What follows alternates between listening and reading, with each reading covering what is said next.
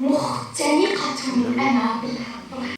مهرجان المتنبي للثقافة والفنون والآداب الخامس عشر انطلقت فعالياته عند ضريح الشاعر أبي الطيب المتنبي في مدينة النعمانية، ومن ثم إلى قاعة النشاط المدرسي في محافظة واسط الذي حمل اسم المرحوم الصحفي سعود حمد سميسم. انطلاق فعاليات مهرجان المتنبي الدورة الخامسة عشر، دورة المرحوم الأستاذ الصحفي سعود حمد سميسم. انطلقت فعاليات هذا المهرجان في مدينة النعمانية عند رحاب أبو طيب المتنبي. كان امتزاج الثقافة والشعر والأدب والصحافة ونتاجاتهم كان مبدعا في مدينة المتنبي، في معرة المتنبي الذي هي نعمانية وفي واسط.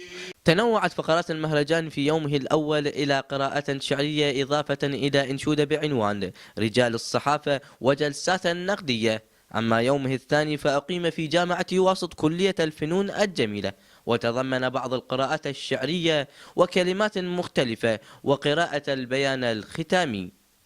دواعي الفخر والسرور أن تحتضن اليوم كلية الفنون الجميلة في جامعة واسط هذا العرس الثقافي لمحافظة واسط العزيزة، والمتمثل بمهرجان المتنبي. اليوم نحن في الجلسة الثانية أو في الأمسية الثانية كان هناك افتتاح في الصباح، افتتاح جميل جدا، حضور رائع، تنظيم مميز وشعراء رائعين جدا، ونتمنى أن يستمر هذا الإبداع في واسط.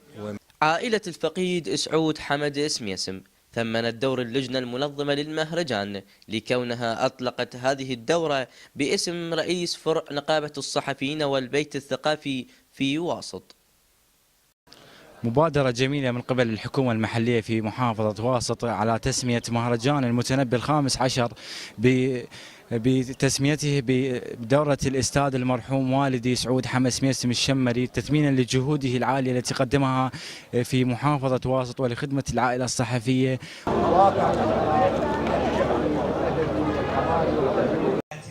ويبقى مهرجان المتنبي السنوي حديقة ناقرة يجتمع فيها الأدباء ويستنشق منها نبق الحياة، ليؤكد من خلالها الشعراء إن الثقافة ما زالت نصب الأعين.